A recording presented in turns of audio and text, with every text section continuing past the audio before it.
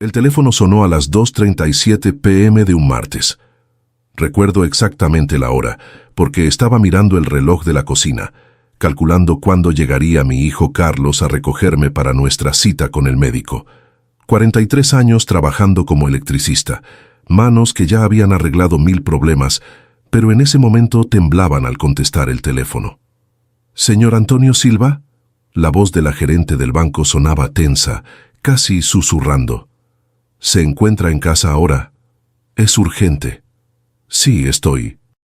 «Aquí. ¿Pasó algo con mi cuenta?» «Señor, su hijo está aquí ahora, intentando retirar todo a su nombre, y no está solo. Hay una señora con él. Dice que es abogada, con un poder notarial que... Bueno, señor, hay algo muy extraño aquí». Mi pecho se desplomó. Literalmente sentí como si una pared de concreto hubiera caído sobre mi corazón.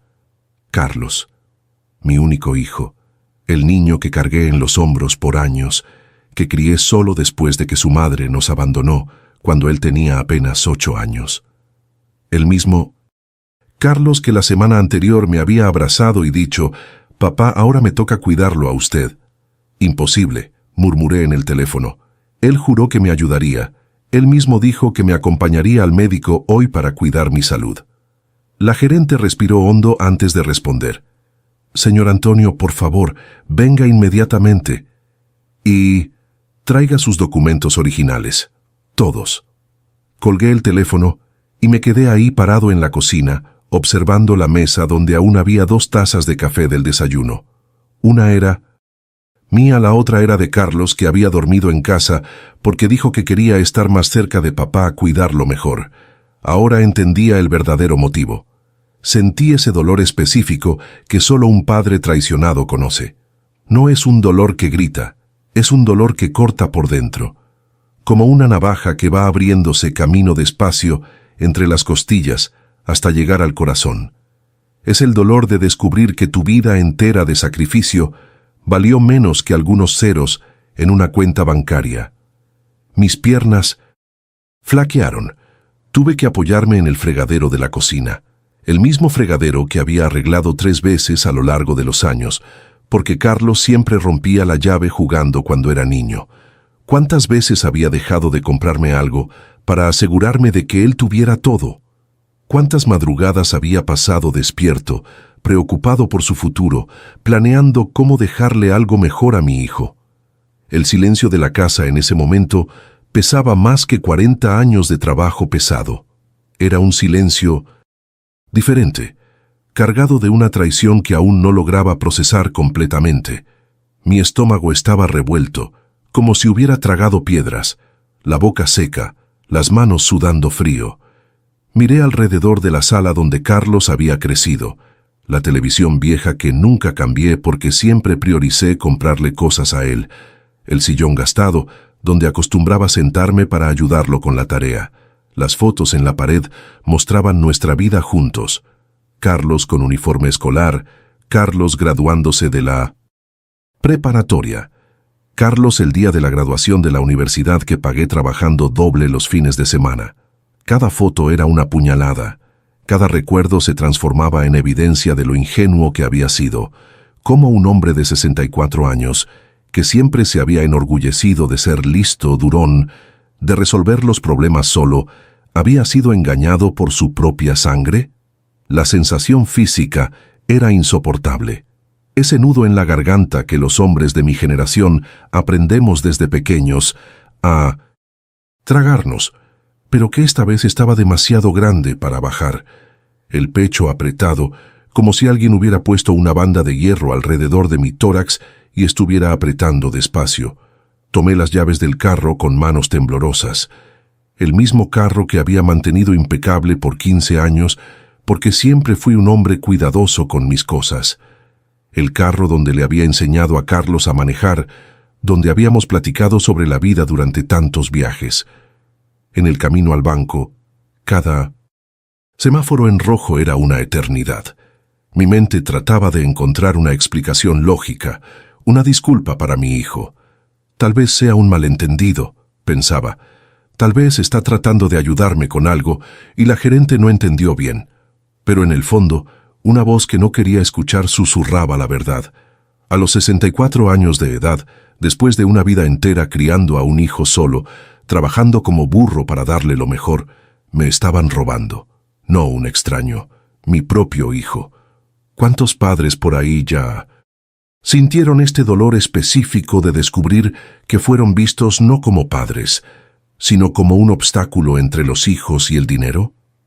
¿Cuántos hombres de mi edad están en este exacto momento descubriendo que una vida entera de sacrificio fue interpretada como debilidad, no como amor?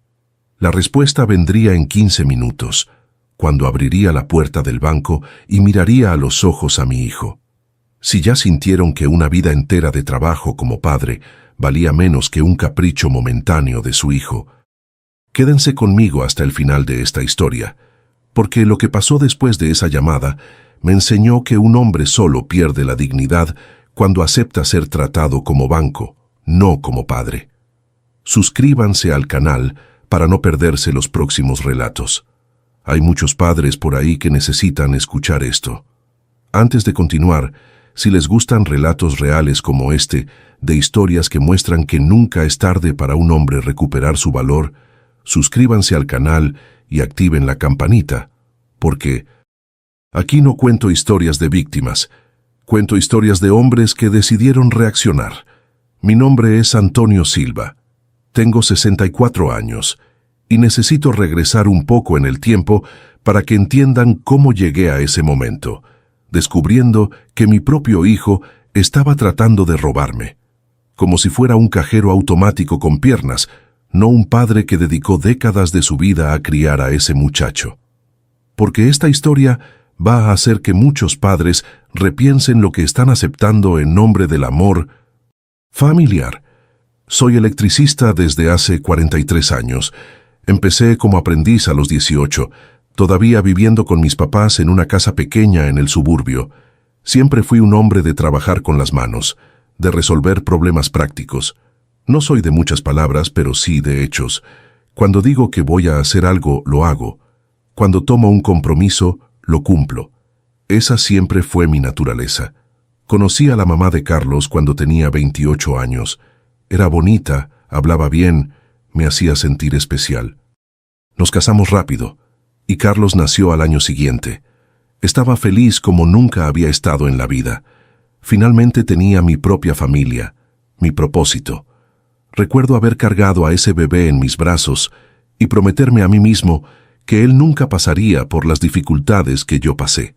Trabajaba de lunes a sábado en la empresa, pero siempre sacaba tiempo para llegar a casa y ayudar con el baño, con la comida.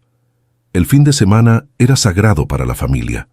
Llevaba a Carlos al parque, le enseñaba a andar en bicicleta, a volar papalotes. Eran los mejores momentos de mi vida. La tragedia empezó cuando Carlos cumplió 8 años.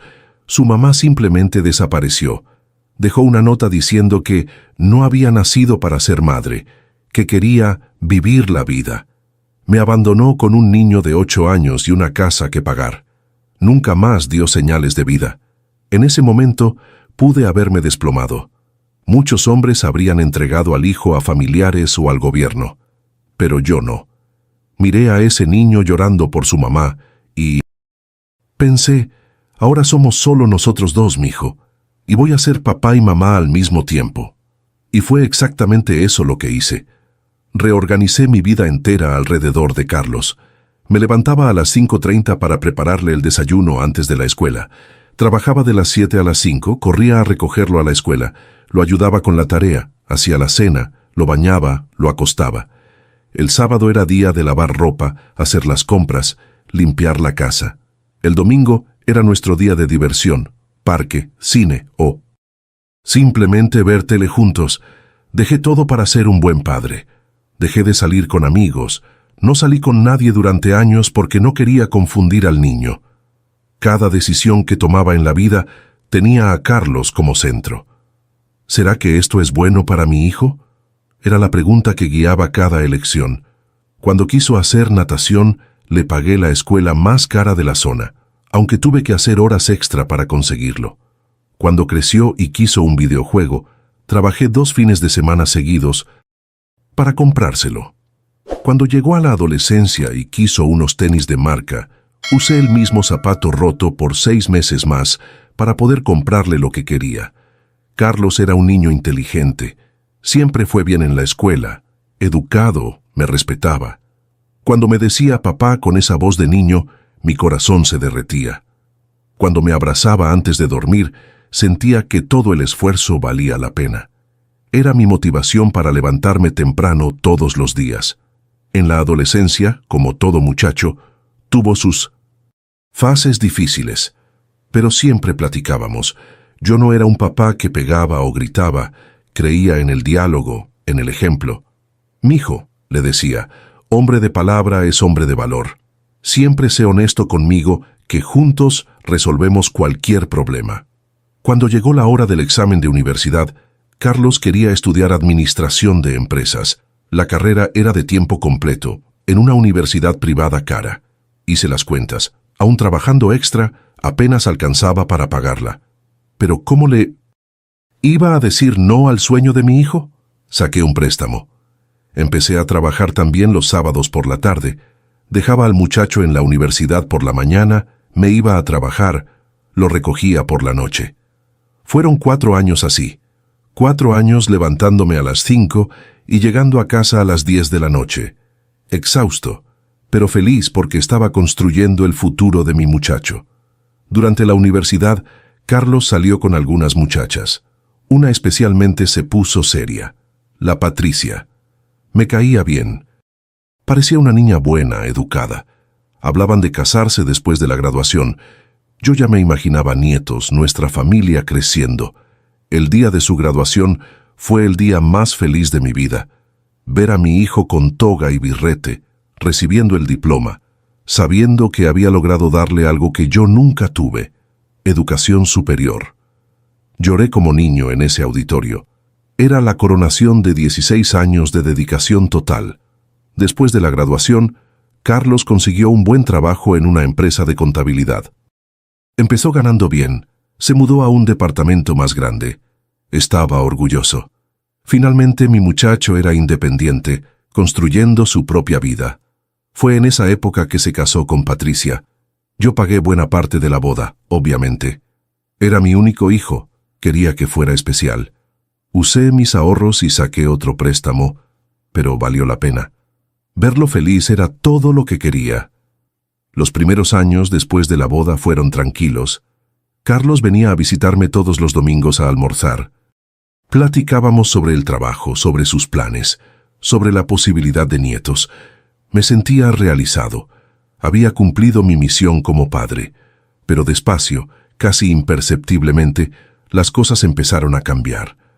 Las visitas se fueron espaciando. De todos los domingos pasaron a 2 por mes, después una vez por mes. Cuando le hablaba siempre estaba ocupado. «Después te hablo, papá». Solo que la llamada de vuelta casi nunca llegaba. Cuando nos veíamos, la plática se volvió diferente. Menos interés. En mi vida, menos preguntas sobre cómo estaba. Y empezaron a aparecer peticiones. Pequeñas al principio. «Papá, ¿me puedes prestar 2,000 pesos? Es solo hasta fin de mes». «Papá, se descompuso el refrigerador. ¿No me puedes ayudar con una parte?» Siempre decía que sí. ¿Cómo un padre le niega ayuda al hijo? Además, pensaba, el muchacho está empezando la vida, es normal que necesite una mano. Lo que no me daba cuenta es que esas peticiones eran solo el principio de un plan mucho más elaborado. Las señales estuvieron ahí todo el tiempo. El problema es que cuando eres padre, no quieres verlas. Inventas excusas, justificas lo injustificable, porque aceptar que tu propio hijo puede estar engañándote es aceptar que fallaste en lo más importante de tu vida. La primera señal real pasó un domingo de comida, como 2 años después de su boda. Había preparado espagueti. Siempre fue el platillo favorito de Carlos desde niño. Llegó con Patricia, pero estaba raro. Inquieto, viendo el celular a vino sin toser. Cada rato, contestando mensajes durante la comida. «Carlos, guarda ese teléfono. Tu papá hizo una comida especial», le dijo Patricia. «Relájate, Pat. Es trabajo. Papá, usted entiende, ¿verdad? Hoy en día no se puede desconectar nunca». Me tragué eso en silencio.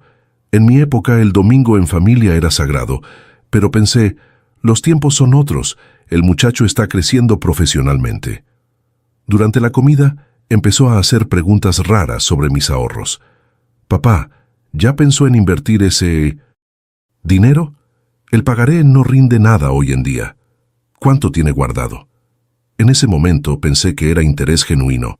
Mi hijo había estudiado administración de empresas. Obviamente entendía de dinero mejor que yo. Tengo unos 180,000 pesos guardados, respondí. Es lo que sobró después de pagar tu boda y acabar de pagar la casa. Vi sus ojos brillar de una manera que en ese momento interpreté como orgullo del papá trabajador. Hoy sé que era codicia. 180,000 pesos parados en el banco es dinero. Perdido, papá. Déjeme ayudarlo a invertir eso. Conozco a un corredor excelente, cuate mío de la facultad. 2 semanas después, apareció con unos papeles. Papá, traje esos documentos para la inversión. Nomás firma aquí que yo me encargo de todo. Firmé sin leer bien. Era mi hijo. Si él dijo que era bueno para mí, era bueno. Además, siempre fui un hombre de trabajar con las manos, no con papeles. Confiaba en su conocimiento. En los meses siguientes, cuando le preguntaba sobre la inversión, siempre decía, va rindiendo bien, papá. Déjelo tranquilo que en unos años va a tener una buena sorpresa. La segunda señal pasó cuando empecé a recibir llamadas raras de bancos ofreciéndome préstamos. Señor Antonio, identificamos que usted tiene un excelente perfil crediticio. ¿Le gustaría hacer un préstamo con tasa especial? No necesito dinero, siempre respondía. Pero, señor, según nuestro sistema, usted ya tiene relación con nosotros. ¿No quiere aumentar el límite? Esto me dejó confundido. Solo tenía cuenta en el banco del barrio, donde recibía mi salario desde hacía 15 años. ¿Qué relación era esa? Cuando le pregunté a Carlos sobre esto, se rió. Ay, papá, debe ser por esa inversión que hicimos. Los bancos se vuelven locos ofreciéndole productos cuando ven movimiento en la cuenta. Es normal. Me tragué otra excusa. La tercera señal fue el cambio en la forma como me hablaba. Antes, siempre era cariñoso. Hola, papá. ¿Cómo está? Ahora se volvió más directo, casi impaciente. ¿Qué tal? ¿Todo bien por ahí? Las llamadas se volvieron más escasas y más cortas, y siempre tenían un propósito específico. Papá, ando medio apretado este mes. Se descompuso el carro. Papá, Patricia se enfermó. Necesito pagar un médico particular. Papá, salió una oportunidad de negocio, pero necesito una lana para entrar. Siempre 4,000, 6,000, 8,000 pesos. Es solo un préstamo, papá. El mes que viene se lo pago con intereses. Pero el mes siguiente llegaba y aparecía otro problema. Otra necesidad urgente. El dinero de los préstamos anteriores nunca se mencionaba. Cuando tocaba el tema, se molestaba. Papá, ¿está dudando de mí? Después de todo lo que hemos construido juntos, relájese que no me voy a olvidar de lo que le debo. Hay una frase que empezó a usar que me debería haber alertado. Papá, usted ya hizo su parte en la vida. Ahora me toca crecer y después yo lo cuido. En ese momento me pareció bonito. Hoy veo que era la preparación para convertirme en peso muerto. La cuarta señal fue cuando empezó a llevar menos a Patricia en nuestras visitas. Le duele la cabeza o fue a ver a su mamá. Cuando venía, se quedaba callada, mirando para otro lado, como si estuviera incómoda. Un día fue al baño y se olvidó el celular en la mesa. Sonó un mensaje y sin querer vi la vista previa en la pantalla. ¿Estás seguro de esto, Carlos? Es tu papá. Cuando regresó le pregunté, ¿todo bien entre ustedes? Todo, don Antonio, ¿por qué? Nada, solo preguntaba. Pero ese mensaje se me quedó martillando en la cabeza. ¿Seguro de qué? ¿De qué estaban hablando? La quinta señal pasó cuando me encontré por casualidad con un compañero que trabajaba en el banco donde había invertido mi dinero. Órale, Antonio, no fuiste muy listo, ¿eh? Préstamo con esa tasa. Menos mal que es poco tiempo. Préstamo. Yo hice una inversión. ¿Inversión? Compa, en mi sistema, aparece un préstamo de 180,000 pesos a su nombre. ¿No se acuerda? Mi mundo se desplomó en ese momento. Inversión no, préstamo, a mi nombre, de exactamente la cantidad que tenía guardada. Llegué a casa temblando. Le hablé a Carlos. «Mijo, necesito platicar contigo urgente, sobre esa inversión». «¿Qué pasó, papá? ¿Pasó algo? Ven acá hoy, ahorita». Llegó 2 horas después, pero no solo. Trajo a Patricia. Y por primera vez, me miró a los ojos con una expresión que nunca había visto. Ya no era la mirada de mi muchacho. Era la mirada de alguien que había sido descubierto. «Papá, antes de que diga cualquier cosa, déjeme explicarle. Fue en esa plática que descubrí la primera gran mentira. No había inversión ninguna. Había usado mi nombre para sacar un préstamo de 180,000 pesos y gastado el dinero en una oportunidad de negocio que había salido mal. Pero papá, le voy a pagar. Solo necesito un poco más de tiempo». «Carlos, me mentiste. Me hiciste firmar un préstamo pensando que era una inversión. Papá, no quería preocuparlo. Iba a resolver todo antes de que se diera cuenta. Y si no, me hubiera dado cuenta». Silencio. Fue ahí que me di cuenta. Mi hijo había planeado engañarme desde el principio. La pregunta que quedó fue, si mintió sobre esto, ¿sobre qué más había mentido? La respuesta vino en los meses siguientes, cuando descubrí que aquello era solo la punta del iceberg. Después de descubrir la mentira sobre el préstamo, debería haber reaccionado inmediatamente. Debería haber puesto límites, pedido explicaciones, exigido respeto. Pero no lo hice. ¿Y saben por qué?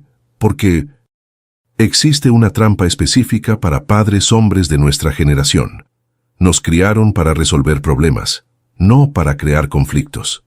Durante 40 años como electricista, siempre que había un cortocircuito, yo no me peleaba con la instalación. La arreglaba. Cuando algo estaba roto, no discutía con la máquina. La componía. Y fue exactamente esa mentalidad que mi hijo explotó en mi contra. «Papá, sé que me equivoqué. Pero ahora vamos para adelante. Déjeme arreglar esta situación». Y le creí. Porque eso era lo que hacía toda la vida. Cuando algo salía mal, lo arreglábamos y seguíamos adelante. Fue así que empezó la explotación sistemática. Primero, me convenció de no hablar con nadie sobre el préstamo. «Papá, esto es entre nosotros dos. No hay que andar regando problemas de familia por ahí».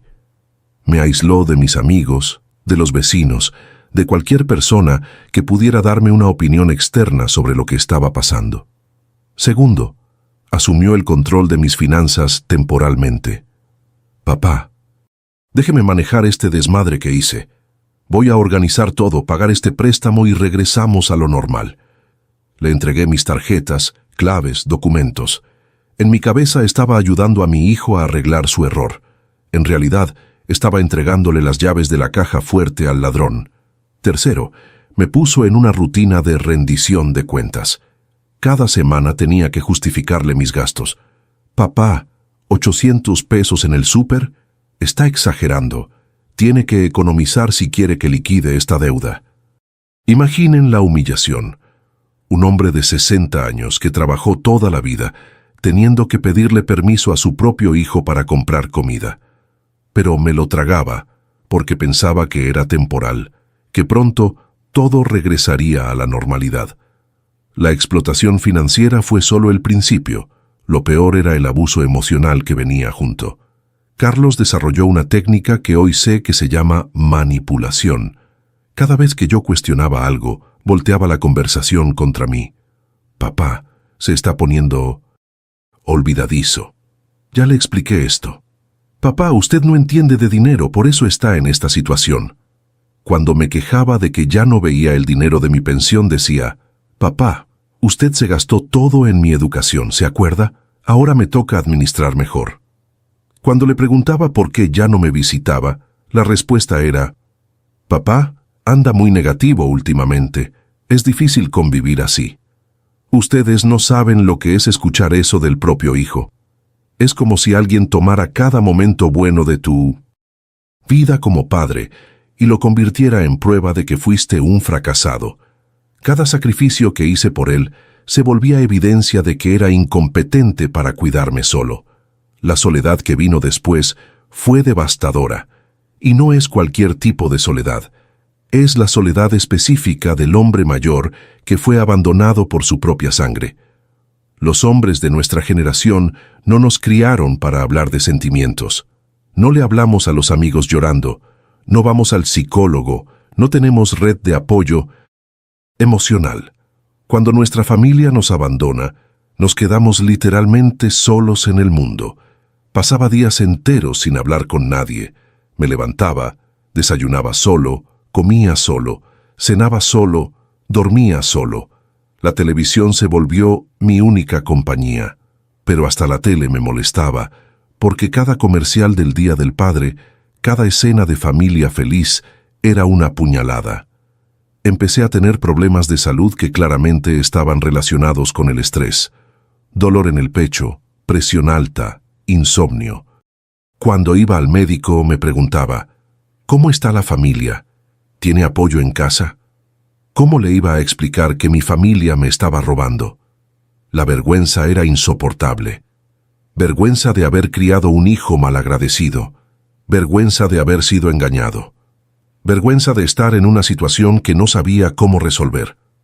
Hay un dolor específico que siente el hombre cuando pierde el respeto como jefe de familia. No es solo tristeza. Es como si te arrancaran la identidad. Ya no sabía quién era así.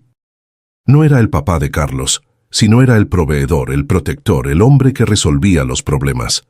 Durante ese periodo, descubrí que el préstamo era solo una parte del problema. Carlos había usado mi nombre para abrir cuentas en otros bancos. Había tarjetas de crédito que yo no sabía que existían. Había financiamientos de cosas que yo nunca compré. Cuando lo enfrenté sobre esto, la respuesta siempre era la misma. Papá, usted firmó. ¿No se acuerda? Se está poniendo olvidadizo. Y lo más diabólico, siempre traía pruebas, papeles con mi firma, fotos de nosotros dos firmando documentos. ¿Cómo iba a probar que no me acordaba de haber firmado eso? ¿Cómo iba a probar que me había engañado sobre lo que estaba firmando? El chantaje emocional era constante. Papá, después de todo lo que usted invirtió en mí, ahora va a desconfiar. ¿Va a destruir nuestra relación por dinero? Papá, si no confía en mí, no tiene a nadie más en el mundo. La familia somos nosotros dos. Papá, se está poniendo paranoico. Eso es cosa de la edad. Tal vez sea mejor buscar ayuda médica. Esta última frase me atormentaba. ¿Y si estaba en lo cierto? ¿Y si realmente me estaba volviendo confuso? ¿Y si la culpa era mía por no entender bien las cosas? Los hombres de nuestra generación tenemos pavor de perder la lucidez, de ser considerados chocos.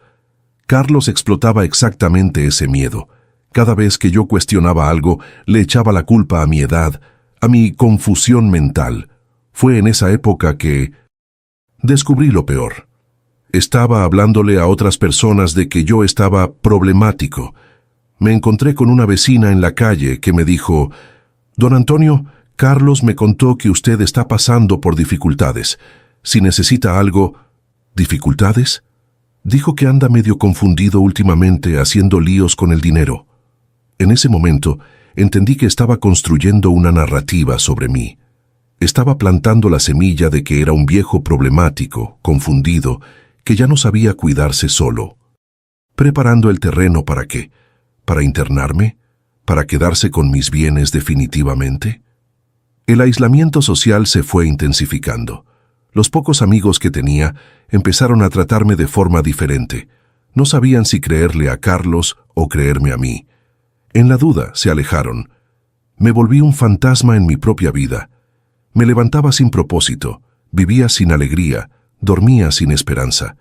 A veces me quedaba horas sentado en el portal, observando la calle, pensando dónde había fallado como padre. El peor momento fue cuando me di cuenta de que estaba empezando a dudar de mí mismo. ¿Y si Carlos tiene razón? ¿Y si realmente estoy confundido? ¿Y si es verdad que ya no sé cuidar mi dinero? Fue ahí que casi me rindo. Casi acepté ser tratado como un niño el resto de mi vida. Casi entregué completamente mi dignidad para mantener la ilusión de que todavía tenía una familia. Pero había algo que Carlos no sabía sobre el papá que estaba explotando. Yo era un hombre que había criado a un hijo solo, trabajando con las manos. Yo era un hombre que había arreglado miles de problemas eléctricos a lo largo de la vida. Y un hombre así no se rinde fácil, principalmente cuando descubre que el problema no está en la instalación de la casa. El problema está en el propio hijo. Hay momentos en la vida que llegan como un rayo. De repente, en un martes común, todo queda claro. La ficha cae de una vez y entiendes que o reaccionas ahora o vas a vivir el resto de la vida como tapete de tu propio hijo. Mi momento llegó una tarde de marzo, cuando estaba organizando papeles viejos para hacer espacio en el ropero. En el fondo de un cajón, encontré una carpeta que había olvidado completamente. Adentro tenía documentos antiguos, acta de nacimiento de Carlos, boletas escolares, algunas fotos de su infancia. Pero había algo más. Una carta. Era una composición que Carlos había escrito a los 12 años para la escuela. El tema era mi héroe. Había escrito sobre mí. Mi héroe es mi papá, Antonio Silva. Trabaja mucho para darme todo lo que necesito. Cuando mi mamá se fue, pudo haber desistido, pero no desistió. Me enseñó a ser hombre de palabra. Mi papá siempre dice, «Mijo, el carácter no se compra, se construye. Cuando crezca, quiero ser igual a él. Quiero cuidarlo cuando esté viejo, así como él me cuida ahora. Mi papá es el hombre más honesto que conozco». Me senté en la cama y leí esa carta 3 veces. Lágrimas bajando por mi cara. Lágrimas de un tipo que no derramaba desde hacía años. No, eran lágrimas de tristeza. Eran lágrimas de pura rabia. Cómo ese niño de 12 años que me veía como héroe se había convertido en el hombre de 32 que me estaba robando. Fue en ese exacto momento que algo cambió dentro de mí. Una claridad fría, calculada, que no sentía desde hacía años. La misma claridad que tenía cuando encontraba un problema eléctrico complicado y necesitaba rastrear cada cable hasta descubrir dónde estaba el cortocircuito. El problema no era conmigo, el problema era con mi hijo. Y problemas. Yo sabía resolverlos. Primero necesitaba entender exactamente qué tan grande era el daño. Guardé la carta en el bolsillo y fui al banco. No al banco principal donde Carlos controlaba mis cosas, sino al banco más pequeño donde tenía una cuenta vieja que casi ya no usaba. Me gustaría saber mi situación en todos los bancos de la ciudad, le dije al gerente. Sospecho que alguien puede estar usando mi nombre indebidamente. El muchacho fue muy atento. En 2 horas tenía un reporte completo. Lo que descubrí me dio ganas de vomitar. 6 préstamos a mi nombre, por un total de 356,000 pesos. 4 tarjetas de crédito que yo nunca había pedido, todas al límite. Un financiamiento de carro de 140,000 pesos. Un carro que yo nunca vi. Una cuenta corriente que estaba 48,000 pesos en números rojos. Total de la deuda, 544,000 pesos. Más de 2 veces el valor de mi casa. Dinero que me tomaría 15 años pagar con mi pensión. Pero había algo más en el reporte. Una información que cambió todo. Don Antonio, usted aparece como aval de un préstamo empresarial de 800,000 pesos. La empresa se llama CS Consultoría. ¿La conoce? CS Consultoría. Carlos Silva, Consultoría. Mi hijo había abierto una empresa a mi nombre como aval. Si la empresa quebraba, yo sería responsable por 800,000 pesos adicionales. Salí del banco con las piernas temblando, pero con una determinación que no sentía desde hacía años.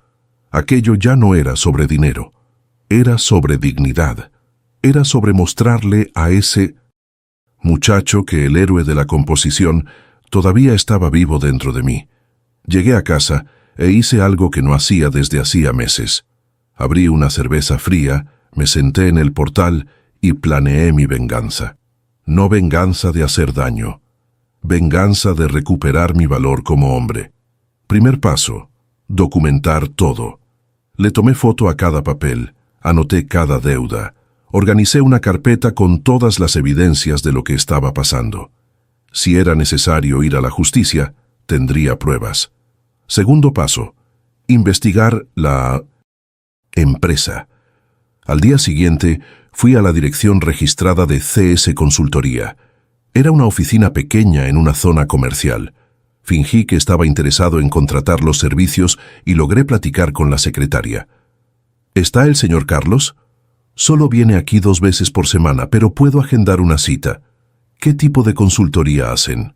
Asesoría financiera para personas físicas. El señor Carlos es especialista en ayudar a familias a organizar su patrimonio. La ironía era revoltosa. Mi hijo había montado una empresa para enseñarle a otras personas a cuidar su dinero mientras robaba el mío. Tercer paso: descubrir dónde estaba el dinero. Esto fue más complicado, pero tenía una ventaja. Conocía a mi hijo desde niño. Sabía sus hábitos, sus gustos, sus sueños. Empecé a observar. Pasé algunas tardes en el estacionamiento de su empresa, solo observando.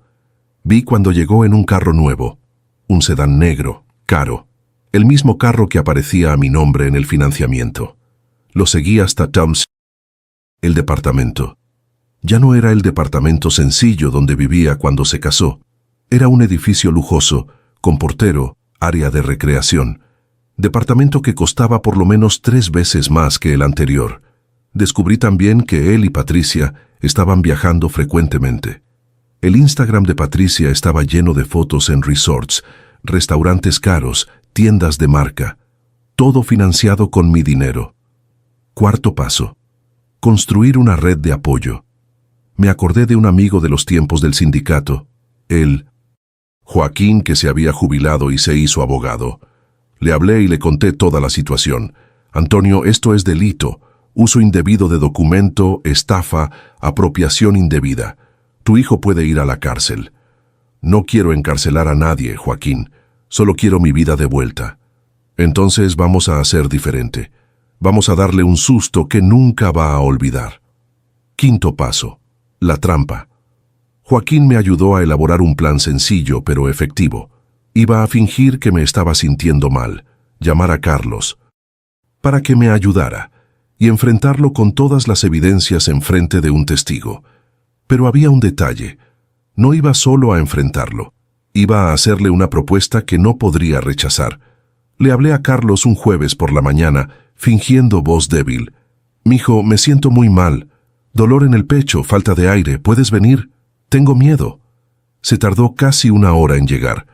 Cuando llegó, estaba claramente molesto. «¿Qué pasó, papá? Tengo una junta importante ahorita». «Siéntate, Carlos. Necesito hablar en serio contigo». Fue en ese momento que Joaquín salió del cuarto. Carlos se puso blanco cuando vio al abogado. «Carlos», dije, sacando la carpeta de documentos, «descubrí todo». Puse en la mesa todos los papeles, los préstamos, las tarjetas, el financiamiento del carro, los documentos de la empresa. El silencio duró casi 1 minuto.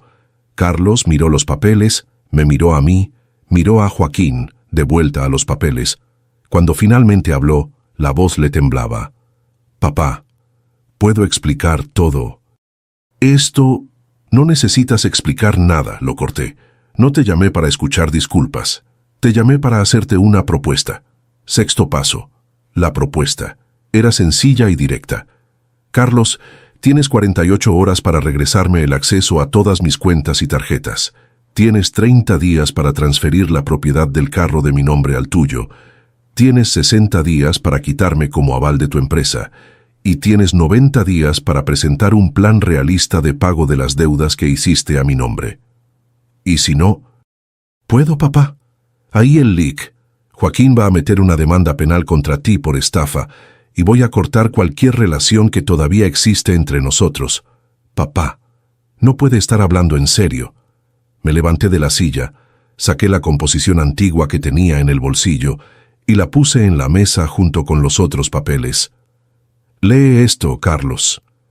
Leyó la composición en silencio. Cuando terminó, tenía los ojos rojos. «Ese niño de 12 años que escribió esta carta todavía existe en algún lugar ahí». Adentro, le dije. Si existe de verdad, vas a hacer lo correcto. Si ya no existe, entonces críe a un extraño, y no tengo obligación ninguna de mantener a un extraño. Séptimo paso, el ultimátum. Tienes hasta el sábado al mediodía para regresarme las tarjetas y claves. Si no haces eso, el lunes en la mañana Joaquín y yo vamos a la fiscalía a poner una denuncia.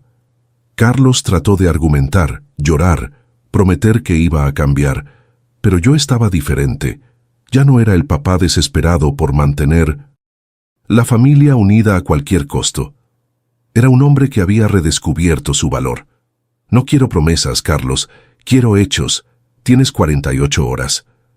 Cuando salió de casa esa tarde, sabía que nuestra relación nunca más sería la misma, pero también sabía que había recuperado algo mucho más importante que dinero. Había recuperado mi autorrespeto. Por primera vez en años, dormí tranquilo, porque tenía la certeza de que, independientemente de lo que pasara, ya no era víctima. Era un hombre luchando por su propia dignidad. Y eso Carlos lo iba a descubrir en los próximos días. El viernes por la mañana, exactamente 36 horas después de mi ultimátum, Carlos apareció en mi puerta. No tocó el timbre. Tenía llave, siempre la tuvo. Pero esta vez, cuando abrió la puerta, se encontró con algo que no esperaba. Yo estaba sentado en la sala, tomando café, leyendo el periódico, con la expresión más calmada que había visto en años. «Papá, traje las tarjetas». Tiró una bolsa de plástico en la mesa de lino centro. Adentro estaban mis tarjetas, un papel con las claves y las llaves del carro que había financiado a mi nombre. «Excelente. ¿Y los accesos a los bancos?» «Todo está en el papel, usuarios, contraseñas, todo». Pero había algo en su postura que me molestó. No era arrepentimiento, no era humildad, era rabia mal disimulada, como si estuviera haciéndole un favor gigantesco a un papá impertinente. «Carlos, siéntate, todavía no terminamos de platicar». «Papá, ya hice lo que me pidió, necesito ir a trabajar». «¿Trabajar? ¿En la empresa que está a mi nombre como aval?» Silencio. «Siéntate». Se sentó, pero estaba inquieto, viendo el reloj, tamborileando los dedos en la mesa. Su ansiedad me dio curiosidad. «¿Dónde está Patricia? ¿Sabe de todo esto?» «Claro que sabe, es mi esposa». «¿Y está de acuerdo con que me roben?» «Papá, nadie robó nada, solo usé su nombre temporalmente». «Quino 44,000 pesos, Carlos, temporalmente». Fue en ese momento que explotó. La máscara se cayó completamente. «Órale, papá, ¿cree que fue fácil aguantar esos cobros? ¿Cree que fue fácil tener que mantener esta casa, pagar sus cuentas, aguantarlo quejándose de todo? ¿Mantener esta casa? Carlos, estabas gastando mi dinero. Dinero que usted nunca iba a saber usar bien de todos modos. Lo iba a dejar todo parado en el banco hasta morirse». Ahí estaba la verdad, finalmente. No veía aquello como robo, lo veía como herencia anticipada.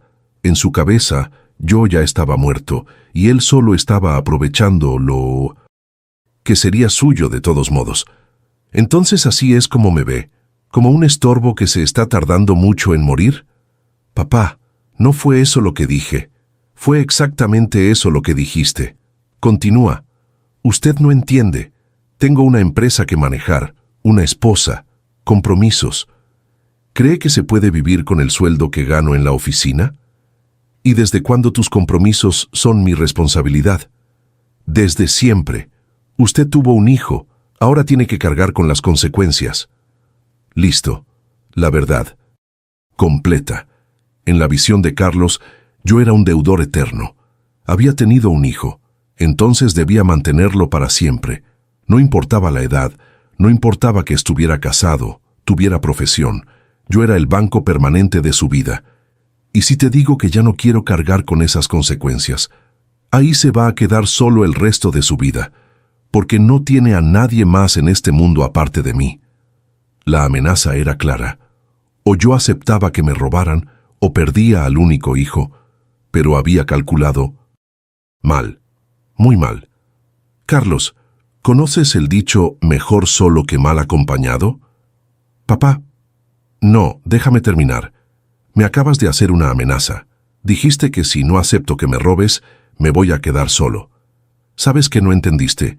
Ya estoy solo desde hace años. La diferencia es que ahora voy a estar solo con dignidad, no siendo humillado por mi propio hijo. Su expresión cambió. Por primera vez, se dio cuenta de que el chantaje no estaba funcionando. Papá, está exagerando. ¿Estoy? Entonces, contéstame algo. ¿Cuánto tiempo hace que me hablaste solo para saber cómo estaba sin pedir dinero? Silencio. ¿Cuánto tiempo hace que me visitaste sin tener interés en revisar mis papeles, mis cuentas? Silencio.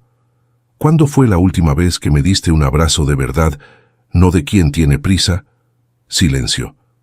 Entonces dime, Carlos, ¿qué familia es esa que me estás amenazando con quitarme?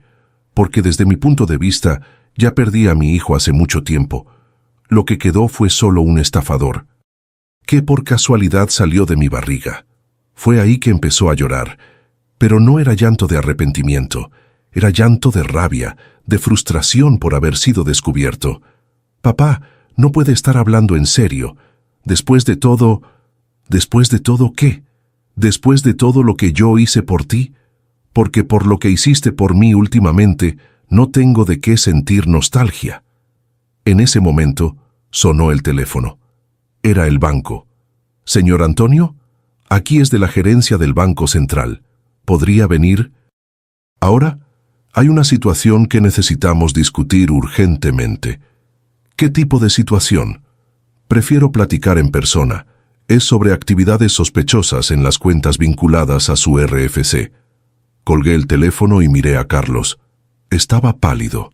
Parece que hay más cosas que no me contaste. Papá, ¿puedo explicarle? Vamos al banco, ahora. Vas a explicar todo allá, enfrente de la gerente. El camino al banco fue el más tenso de mi vida. Carlos trataba de convencerme de no ir. Papá, debe ser un malentendido. Déjeme resolver esto solo. Pero estaba decidido a descubrir la extensión completa de lo que había pasado. En el banco, la gerente nos recibió en una sala reservada. Lo que me contó fue aún peor de lo que imaginaba. Señor Antonio, identificamos movimientos raros en varias cuentas ligadas a su nombre, retiros en horarios sospechosos, transferencias a cuentas que no coinciden con su perfil de movimiento. ¿Qué tipo de transferencias? Transferencias a casas de bolsa, a empresas de inversión de alto riesgo, a cuentas en el extranjero. ¿Cuentas en el extranjero? Carlos estaba sudando frío a mi lado. Señor Antonio, su hijo abrió una cuenta en un banco digital a su nombre y transfirió 92,000 pesos a una cuenta en las Islas Caimán. ¿Para qué? Según la justificación, inversión en criptomonedas. Miré a Carlos. Tenía la cabeza baja, como un niño que acababa de ser descubierto rompiendo algo caro. Carlos, mírame. Levantó la cabeza. Estaba llorando de verdad ahora. 92,000 pesos en Bitcoin. Papá, era una oportunidad única. Iba a rendir 300% en 6 meses. ¿Y rindió? La empresa desapareció con el dinero. Listo. No era solo robo. Era robo seguido de estupidez. Mi hijo me había robado para tirar dinero en una pirámide financiera. ¿Hay algo más que necesito saber? La gerente miró sus papeles. Hay otra situación delicada, señor Antonio. Su hijo trató de usar su nombre como garantía para un préstamo de 1,200,000 pesos. Afortunadamente, nuestro sistema de protección bloqueó la operación porque las cantidades no correspondían con sus ingresos. 200,000. Era para invertir en una franquicia, murmuró Carlos. Una oportunidad que salió. ¿Y si hubiera salido bien, yo iba a recibir mi parte de las ganancias? Silencio. Contesta mi pregunta, Carlos. Papá, cuando diera ganancia, iba a pagar todo lo que le debo. Esa no es respuesta. ¿Yo iba a recibir mi parte de las ganancias? Papá, ¿sí o no? No. Ahí estaba. Lampiel. Confesión completa. No me veía como socio, compañero o familia. Me veía como un recurso a explotar. La gerente continuó. Señor Antonio, recomiendo que considere hacer una denuncia. Lo que pasó aquí es delito. Papá, por favor, no haga eso, Carlos suplicó. Va a destruir mi vida, mi carrera, y mi vida, mi dignidad. ¿Eso no importa? Papá, voy a devolver todo. Juro por Dios que voy a devolver. ¿Con qué dinero? Me acabas de decir que perdiste 92,000 pesos en una pirámide. Silencio. ¿Y la empresa? ¿Cómo está la situación de la empresa? Más silencio. Carlos, la empresa está quebrada, papá. No tiene clientes, no tiene ingresos, solo tiene deudas. ¿Qué deudas? Renta atrasada, proveedores, impuestos. ¿Cuántos impuestos? Como 160,000 de IEMSES, como 60,000 de ISR, 240,000 pesos que van a caer en mi cuenta si no pagas, porque soy el aval.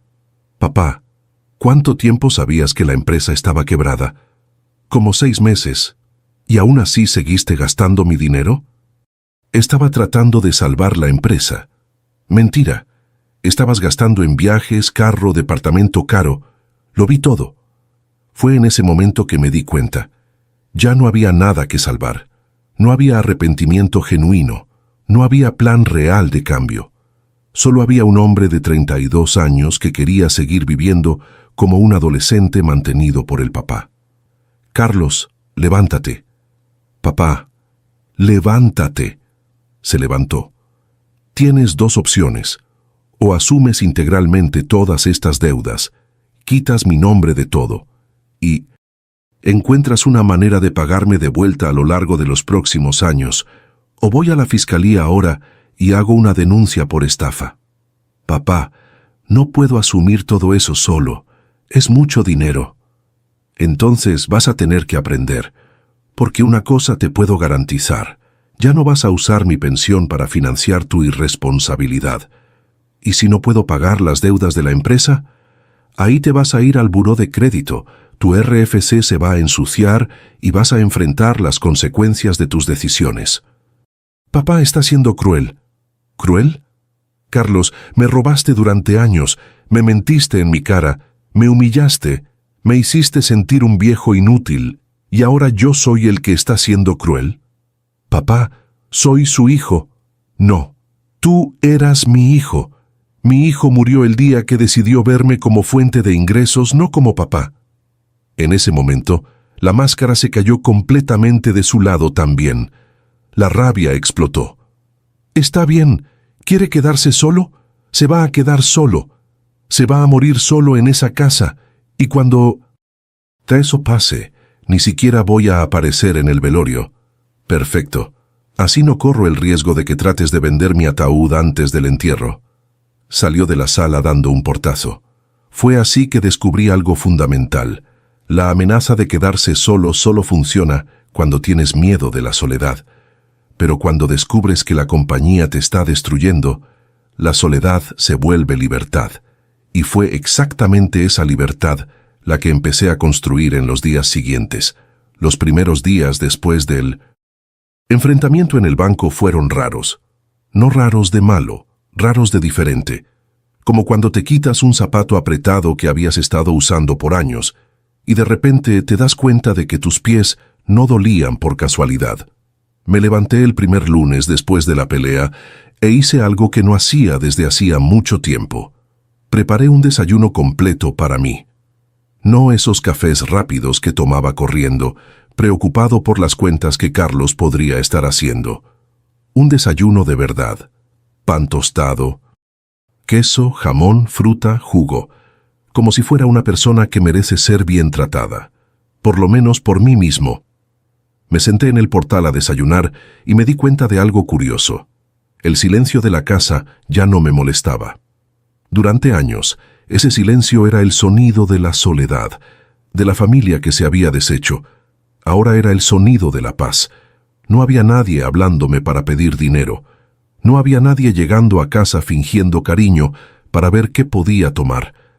Solo era yo, mis pensamientos y una sensación de control que no sentía desde hacía décadas.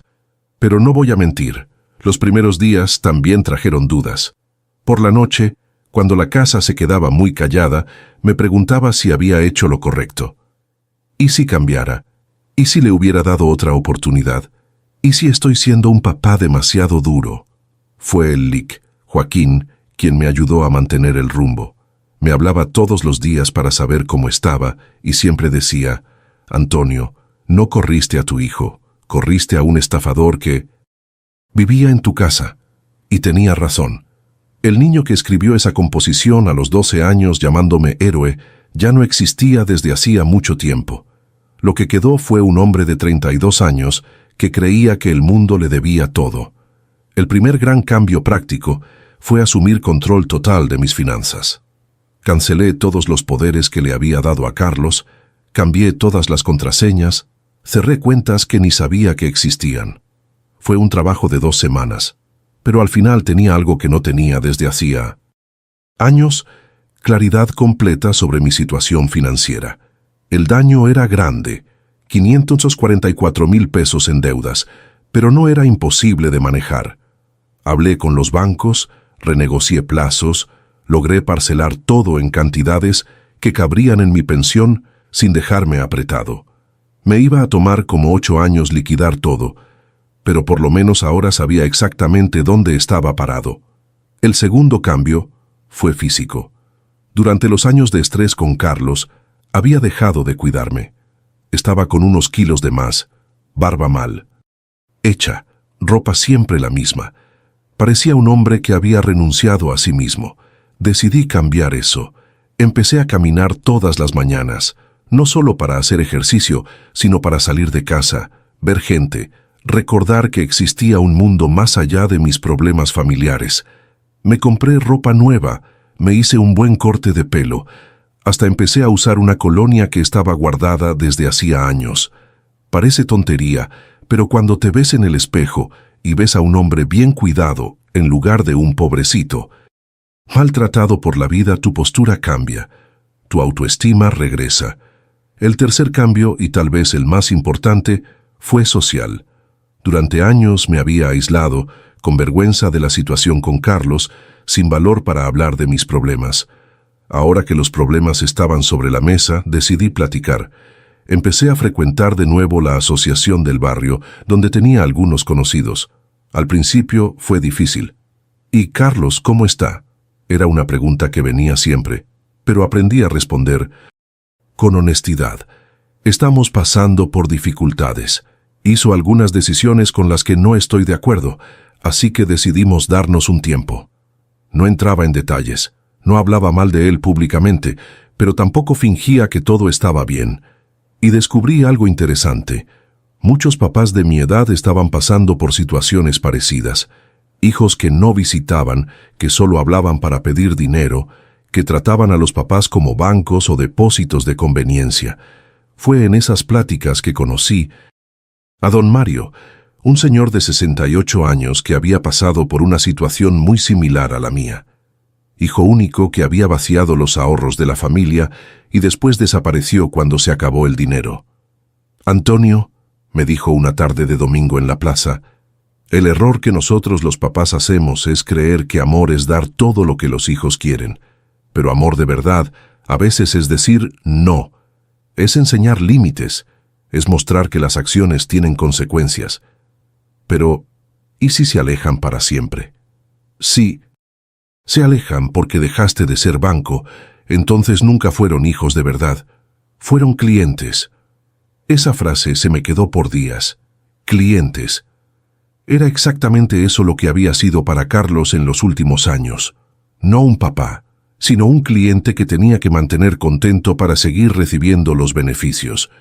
El cuarto cambio fue redescubrir cosas que me gustaba hacer. Durante décadas, mi vida había girado alrededor del trabajo y la familia. Ya no sabía cuáles eran mis propios intereses, mis propios placeres. Empecé despacio. Volví a pescar, algo que adoraba cuando era joven pero había abandonado cuando nació Carlos. Me compré una caña nueva, busqué un club de pesca, empecé a pasar sábados por la mañana en el lago. Fue pescando que conocí a Jorge, un jubilado de 62 años, que se volvió un amigo de verdad. Diferente de las amistades superficiales que tenía antes, con Jorge podía hablar de todo, de las frustraciones como padre, de los miedos de envejecer solo, pero también de los planes para el futuro, de los lugares que quería conocer, de las cosas que todavía quería hacer. ¿Sabes cuál es el problema del hombre de nuestra generación?, me dijo Jorge en una de esas pescadas. Creemos que después de los 60 años solo queda esperar la muerte. Pero mira, me jubilé hace 5 años y estoy viviendo los mejores momentos de mi vida, sin la presión de mantener a hijo malagradecido, sin la obligación de agradarle a nadie, solo haciendo lo que me hace bien. Jorge se había divorciado a los 55 años de un matrimonio que ya no funcionaba. Sus hijos vivían en otras ciudades y rara vez daban señales de vida, pero estaba genuinamente feliz. Viajaba, tomaba cursos, tenía pasatiempos, salía con una viuda de 58 años que también se había liberado de las obligaciones familiares. La vida no se acaba cuando te vuelves abuelo, Antonio. A veces vuelve a empezar. El quinto cambio fue el más difícil: lidiar con la culpa. Aún sabiendo que había tomado la decisión correcta, aún viendo los beneficios prácticos de haberme liberado de la explotación, todavía había noches en que me sentía culpable. ¿Y si está pasando dificultades? ¿Y si me necesita de verdad? ¿Y si estoy siendo un mal padre? Fue el LIC, Joaquín, quien me ayudó a procesar esa culpa. Antonio, contéstame una pregunta. Si Carlos fuera hijo de otro hombre y supieras que está robando al papá mayor, ¿qué dirías de eso? Que el muchacho es un canalla y el papá debería denunciar. Entonces, ¿por qué contigo es diferente? ¿Porque es mi hijo? ¿Y por ser tu hijo tiene derecho a robarte? No, pero no hay pero, Antonio. Ser hijo da derecho a amor, educación, oportunidades. No da derecho a explotar a los papás para siempre. Esa conversación fue liberadora. Entendí que la culpa que sentía no era por haber hecho algo malo, era por haber roto un patrón que creía que era obligatorio, el patrón de que los papás deben aguantar todo de los hijos, siempre, incondicionalmente. Pero existe diferencia entre amor incondicional y tolerancia incondicional. Podía seguir amando al niño que Carlos había sido sin aceptar ser maltratado por el hombre en que se había convertido. 2 meses después del enfrentamiento en el banco, recibí una llamada suya. Voz humilde, diferente de la rabia que había mostrado ese día. «Papá, ¿podemos platicar?» «¿Sobre qué?» «Sobre nosotros, sobre lo que pasó. ¿Quieres platicar sobre arrepentimiento o sobre negociación?» «¿Cómo? ¿Me hablas porque te arrepentiste de lo que hiciste y quieres pedir disculpas genuinas? ¿O me hablas porque tu vida no está funcionando sin el dinero que me quitabas?» Silencio largo. «Papá, estoy pasando por dificultades». «Entonces es negociación. No me interesa». «Papá, por lo menos escúcheme». «Carlos, te voy a escuchar cuando me hables para saber cómo estoy, no para contarme cómo estás. Cuando me hables para disculparte, no para pedir ayuda. Cuando demuestres que te acuerdas de que soy tu papá, no tu banco. Papá, hasta... Entonces cuida tu vida que yo cuido la mía. Bye». Colgué el teléfono y me di cuenta de algo increíble. No sentí culpa ninguna. Por primera vez en años había establecido un límite claro y me había sentido bien con eso. 3 meses después, la vida había tomado una forma completamente nueva.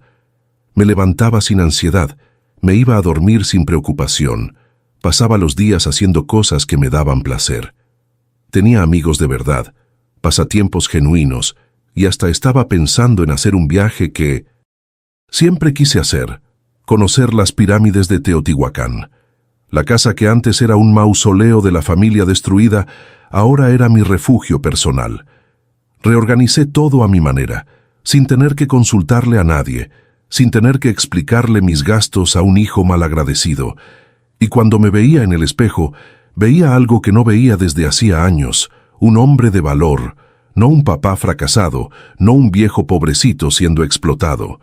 Un hombre de 64 años que había recuperado su dignidad y estaba construyendo una vida que valía la pena vivir. Lo más importante, había descubierto que la aprobación de los hijos no es obligatoria para la felicidad de los papás, que puedes amar a alguien a distancia cuando ese alguien se volvió tóxico para tu vida, que nunca, pero nunca, es demasiado tarde para un hombre volver a empezar. Hoy, 8 meses después de esa llamada del banco que cambió mi vida, estoy sentado en el portal de mi casa, tomando un café al final de la tarde y viendo la calle donde viví tantos años. La misma casa, la misma calle, pero un hombre completamente diferente. La casa está más silenciosa, pero ya no es el silencio de la soledad. Es el silencio de la paz. Ya no suena el teléfono con gente pidiendo dinero. Ya no llega nadie a casa fingiendo cariño para revisar mis documentos. Solo soy yo, mis pensamientos y una sensación de control sobre mi propia vida que no sabía que podía tener de vuelta a los 64 años. Las deudas que Carlos hizo a mi nombre se están pagando religiosamente cada mes. Van a tomar todavía unos 7 años, pero sé que van a acabar. Y lo más importante, sé que no van a aparecer deudas nuevas, porque corté el problema de raíz. Su empresa quebró como imaginaba. Trató de buscarme 2 veces más después de esa llamada que le colgué. Una vez mandó a Patricia a hablar conmigo. Otra vez apareció aquí de madrugada, borracho, llorando en la puerta. Las 2 veces mantuve mi posición. Ya no voy a ser banco de hijo irresponsable. Sé que hay gente que va a pensar que fui muy duro, pero es tu hijo, Antonio. Familia es familia. Papá no abandona a hijo nunca. A esa gente le digo, existe diferencia entre abandonar y protegerse. Yo no abandoné a mi hijo. Me negué a seguir siendo explotado por él. Si quiere volver a tener una relación de papá e hijo conmigo, sabe dónde encontrarme. Pero va a tener que venir como hijo, no como vendedor.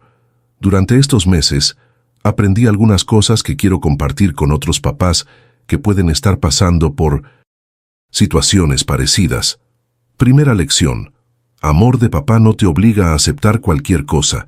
Existe una diferencia gigantesca entre amar a tu hijo y permitir que destruya tu vida. Puedes seguir amando a alguien sin aceptar ser maltratado por esa persona.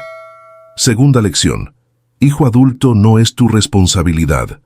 Después de que crecieron, se graduaron, se casaron, la responsabilidad es de ellos mismos. Si tomaron malas decisiones, van a tener que aprender de las consecuencias. Proteger a un hijo adulto de sus propias consecuencias no es amor, es complicidad con la irresponsabilidad. Tercera lección. Nunca es tarde para recuperar tu dignidad. Pensé que a los 64 años ya no tenía chance de cambiar nada en la vida. Descubrí que estaba equivocado. La vida no se acaba cuando te vuelves abuelo. A veces vuelve a empezar exactamente en ese momento, cuando te liberas de las obligaciones que tú mismo te pusiste. Cuarta lección. La soledad no es el fin del mundo. Durante años tuve miedo de quedarme solo, y fue exactamente ese miedo lo que permitió que me explotaran. Cuando acepté que podía vivir solo, descubrí que no estaba realmente solo. Tenía amigos de verdad, personas que querían mi compañía sin querer nada a cambio. Quinta lección. El respeto propio es más importante que la aprobación ajena. Pasé años tratando de mantener la familia unida, tratando de ser el papá perfecto, tratando de agradar a mi hijo para que no se alejara. Cuando dejé de buscar su aprobación y empecé a buscar mi propio respeto, todo cambió. Ustedes que me están escuchando, ¿cuántos de ustedes están financiando su propia humillación? ¿Cuántos papás por ahí están aceptando ser tratados como banco, como peso muerto, como estorbo que se tarda en morir? ¿Cuántos hombres de nuestra edad están tragándose faltas de respeto en nombre de un amor familiar que solo existe de un lado? Sé que es difícil aceptar que el hijo que criaste se convirtió en alguien que no reconoces. Sé que duele descubrir que décadas de sacrificio fueron interpretadas como debilidad, no como amor. Sé que duele darte cuenta de que te ven como fuente de ingresos, no como papá. Pero también sé que existe vida después de ese descubrimiento, existe dignidad después de la traición, existe un nuevo comienzo después de la desilusión. Hace 3 meses hice un viaje a Playa del Carmen que siempre quise hacer. Fui solo, me quedé en un hotel sencillo, conocí personas interesantes, comí comidas diferentes, vi el mar que nunca había visto. Fue una de las semanas más felices de mi vida. ¿Saben por qué? Porque estaba haciendo algo para mí, con mi dinero, en mi compañía, sin tener que pedir permiso o justificación a nadie. A los 64 años, descubrí qué tan bueno es vivir para uno mismo, después de décadas viviendo para otros. No estoy diciendo que me volví un viejo egoísta. Sigo ayudando cuando puedo y cuando quiero. Hay una señora viuda en el edificio de al lado que a veces necesita una mano con reparaciones de casa y la ayudo con gusto. Está mi amigo Jorge, que cuando está enfermo voy a llevarle un caldito. La diferencia es que ahora lo hago porque quiero, no porque estoy obligado. ¿Y saben cuál fue el descubrimiento más grande de todos? Que el amor que vale la pena es el amor que no necesita ser comprado. Las personas que me quieren ahora quieren mi compañía, mis historias, al hombre que soy. No quieren mi dinero, mis favores, lo que puedo hacer por ellas. Eso es liberador de una manera que ustedes no se imaginan. Si mi historia tocó su corazón, quiero saber desde dónde me están viendo. Escriban aquí en los comentarios su ciudad, su estado o hasta su país. Déjenme saber que este mensaje les llegó. Y si conocen a algún papá que está aceptando menos de lo que merece, compartan este video. Porque hay muchos hombres que necesitan entender que valorarse no es egoísmo, es necesidad. ¿Ya necesitaron poner límites con sus hijos? ¿Ya se sintieron explotados por su propia familia? Cuéntenme en los comentarios cómo fue su experiencia. Y si esta historia los hizo reflexionar sobre su propia situación, denle like y suscríbanse al canal para seguir acompañando historias reales de hombres que eligieron su dignidad. Porque aquí no contamos historia de víctima, contamos historia de nuevo comienzo. Un abrazo desde aquí de la Ciudad de México, desde la casa que hoy es mi refugio, no mi cárcel. Y recuerden, ustedes construyeron mucho más que una familia. Construyeron a un hombre que merece respeto. ¿Cuántas veces nosotros, hombres, nos tragamos faltas de respeto en nombre de la paz? ¿Cuántos papás están financiando su propia humillación? Yo aprendí a los 64 años que un hombre no necesita aceptar migajas de quien recibió un banquete de oportunidades, que ser papá no significa ser explotado, y que nunca, pero nunca, es demasiado tarde para un hombre reponerse. Si llegaron hasta aquí, es porque esta historia habló con algo dentro de ustedes. Tal vez sean un papá pasando por situación parecida. Tal vez conozcan a alguien que está siendo explotado por su propia familia. O tal vez sean simplemente un hombre que entiende que la dignidad no tiene precio. Sea cual sea el caso, acuérdense de esto. Merecen ser tratados con respeto. Merecen vivir sin ansiedad. Merecen tener personas en su vida que los valoren por lo que son, no por lo que pueden dar. Y si no tienen esas personas hoy, no se desanimen. Yo pensé que a los 64 años ya no iba a encontrar amigos verdaderos, ya no iba a tener alegrías genuinas, ya no iba a tener motivos para levantarme animado. Estaba equivocado. La vida todavía tiene mucho que ofrecer para quien tiene el valor de valorarse.